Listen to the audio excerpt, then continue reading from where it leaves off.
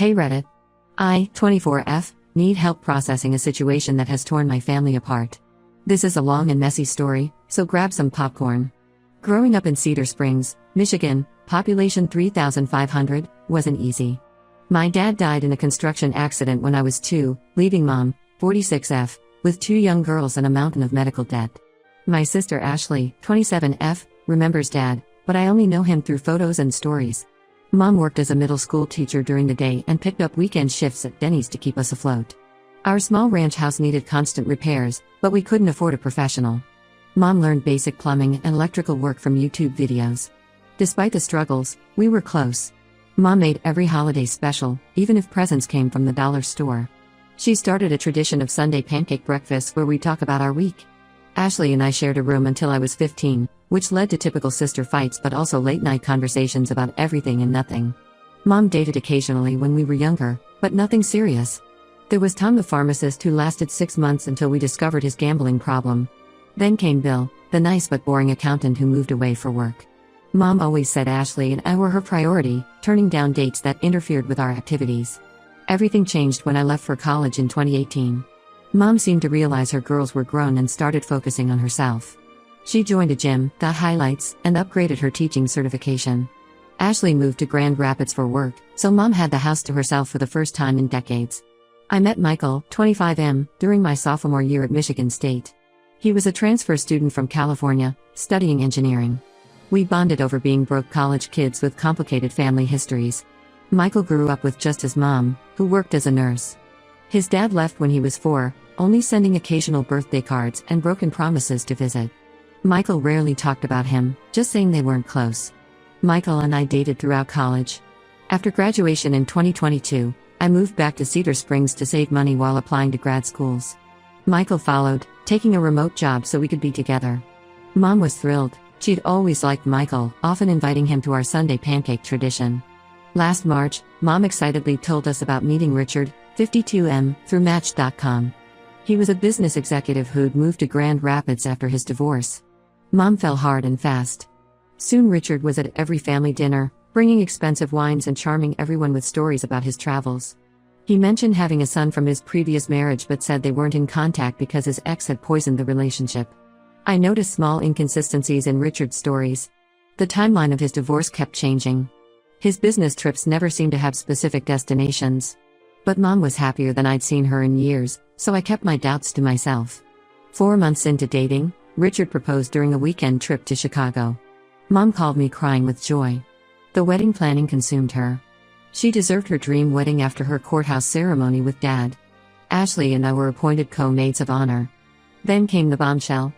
2 weeks before the wedding, Mom mentioned Richard's son was finally coming to town. She casually dropped his full name, Michael Anderson. My Michael went silent, then left the room. When he returned, his hands were shaking. He pulled up an old photo on his phone, a much younger Richard holding a toddler-aged Michael. The pieces clicked horribly into place. The business trips to California weren't for work. Richard had been secretly checking on Michael. The timeline matched his absences from Michael's life. Richard's stories about his ex keeping his son away were lies. He'd chosen to leave. I confronted Mom immediately. Her reaction shocked me. She accused me of trying to sabotage her happiness out of jealousy. When I showed her proof, Michael's birth certificate, old photos, child support documents his mom had kept, Mom said the past was irrelevant. Richard had changed. He deserved a second chance. Richard's response was worse. He offered Michael $50,000 to keep quiet about their relationship until after the wedding. Said it would kill Mom to cancel everything now. Michael refused. Richard threatened to tell people Michael was lying for attention. Mom sided with Richard. She uninvited Michael from the wedding but still expected me to be bridesmaid. When I refused, she said I was being selfish and immature. Ashley tried playing peacemaker, suggesting we all just pretend we didn't know until after the wedding. I couldn't let Mom marry a man capable of such manipulation. The wedding was held at Cedar Springs Community Church, the same place my parents married. During the ceremony, I stood up and told everyone the truth. About Richard abandoning Michael, the attempted bribe, the lies. Michael's mom arrived with years of documented evidence about Richard's neglect. The fallout was nuclear. Mom ran out crying. Richard's family was horrified. He told them Michael's mom had kidnapped him to California. Half the guests left. Ashley called me a drama queen. Michael's mom revealed Richard owed over $100,000 in back child support. Now mom won't speak to me. Ashley says I went too far. Richard's family is split between apologizing to Michael and defending Richard. The town is buzzing with gossip. Michael and I are looking at apartments in Grand Rapids. So Reddit, Ida for exposing this at the wedding? Update 1. Thanks everyone for the support on my last post. The situation has gotten even more complicated, so here's what's happened. After the wedding disaster, mom temporarily moved in with Ashley in Grand Rapids. Cedar Springs became unbearable for her, people whispered at the grocery store, and she took a leave of absence from teaching. Our small town's Facebook groups were filled with speculation and drama. The Cedar Springs Gazette even ran a front-page story about the wedding, focusing on Richard's history of abandonment. Richard launched a smear campaign against me. He sent emails to our entire extended family claiming I was unstable and jealous of his relationship with mom. He twisted the story, saying Michael had rejected his attempts at reconciliation over the years. But his lies fell apart when 3 women reached out to me through Facebook. Lisa from Toledo had a 15-year-old daughter named Rachel. Richard dated Lisa for 2 years, promised marriage, then disappeared when she got pregnant. Amanda from Indianapolis had similar story, her daughter Kenzie was 13. The most recent was Beth from Milwaukee, whose son Tommy was 10. Richard had been in and out of their lives, making promises he never kept. All 3 women had documentation, photos, letters, child support court orders. Richard had a pattern: target single moms, play dad to their kids, make grand promises, then vanish. He changed jobs and moved to new cities, leaving broken families behind. Michael struggled processing this information. Finding out about his half-siblings brought up complicated feelings about his childhood. Rachel, Kenzie, and Tommy looked just like him, same nose, same smile. They started a group chat, sharing stories about their absent father. Michael's mom helped them file a joint complaint about the unpaid child support. The community reaction surprised me. My old high school teachers, mom's colleagues, even our pastor, they all reached out supporting my decision to expose Richard. Several people admitted they'd seen red flags but stayed quiet to keep peace. Mrs. Henderson from church revealed Richard had asked to borrow money, claiming business troubles. Ashley remained firmly on mom's side. She blocked me on social media and told relatives I was dead to her. Her boyfriend proposed last month, and I heard through cousins that I'm banned from the wedding. 20 years of sisterhood destroyed because I told the truth. Mom's best friend Helen finally convinced her to see a financial advisor. They discovered Richard had opened credit cards in mom's name during their engagement. He'd also convinced her to invest $15,000 in his business venture, money from selling her engagement ring from dad. The advisor found no record of the investment company. Michael's mom became my rock through everything. She'd been through this 20 years ago, watching Richard charm everyone while hiding his true nature. She helped me find a job at her hospital in Grand Rapids when the whispers in Cedar Springs became too much. Having her support meant everything, especially since my own mom wouldn't speak to me. The hardest part was watching mom's depression return. Helen said she barely left Ashley's guest room for weeks, too humiliated to face anyone. She'd lost weight and started therapy. Part of me felt guilty for causing her pain, but I knew exposing Richard prevented worse heartbreak later. Richard tried contacting Michael several times, claiming he wanted to make things right. Each message manipulated Michael's emotions, bringing up childhood memories, promising changed behavior. Michael blocked his number but struggled with anger about the lost years and new siblings. Update 2. Hey Reddit, back with another update because things keep getting wilder. Richard's house of cards finally collapsed. The FBI arrested him at his office for tax fraud, money laundering, and identity theft. Turns out those business trips were part of an elaborate scheme. He'd been running fake investment companies, convincing people, mostly single moms, to invest their savings. The money disappeared into offshore accounts. During the investigation, more victims emerged. Richard had a decade-long pattern of financial fraud wrapped in romantic manipulation.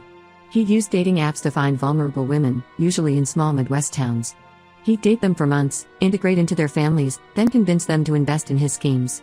When the money dried up, he'd vanish. The investigation uncovered 2 more half-siblings for Michael. Twins Alex and Andrea, 16, from Minnesota, whose mom lost her house investing in Richard's fake tech startup. Their mom Maria had screenshots of Richard's promises to pay for their college. The twins joined the siblings group chat, which now had regular Sunday video calls. Mom slowly started acknowledging reality. She sent me a fruit basket from the local market, our childhood signal for wanting to talk. We met at Denny's, where she used to waitress. She looked older, tired. No dramatic apologies or tears. Just quiet acceptance that I tried to protect her. We're not back to Sunday pancakes, but we text occasionally about safe topics like weather and TV shows. Ashley dug in deeper defending mom. She got married in September, a lavish event I watched through relatives' social media posts. Some guests asked about my absence, so Ashley spread rumors about me having drug problems. My childhood friends knew better, but the lies still hurt. Richard's elderly parents, George and Martha, drove from Ohio to meet Michael. They brought old photos and apologized for enabling their son's behavior. George had dementia but remembered teaching young Michael to fish during his few childhood visits. Martha cried seeing Michael's resemblance to Richard at that age. Michael's promotion meant relocating to Detroit. I transferred to a hospital there, grateful to escape small-town scrutiny. We bought a fixer-upper house, ironically using skills Mom taught me from those YouTube repair videos. Every DIY project feels like reclaiming something Richard tried to steal, our sense of capability, of making something honest with our hands. The sibling support group expanded beyond Richard's kids. Other people with absent parents joined their calls. Michael started mentoring younger members, sharing coping strategies he'd learned. Watching him transform pain into purpose helped heal some of his own wounds. Richard's trial starts next month. Multiple victims will testify. Michael's considering speaking but struggles with facing his father in court. His mom says whatever he chooses is valid. Some days the anger feels fresh, others it's just tired acceptance of who Richard really is. Update 3 Hey Reddit. Writing this last update from our new home in Detroit, where life finally feels stable. Richard's trial lasted 3 weeks.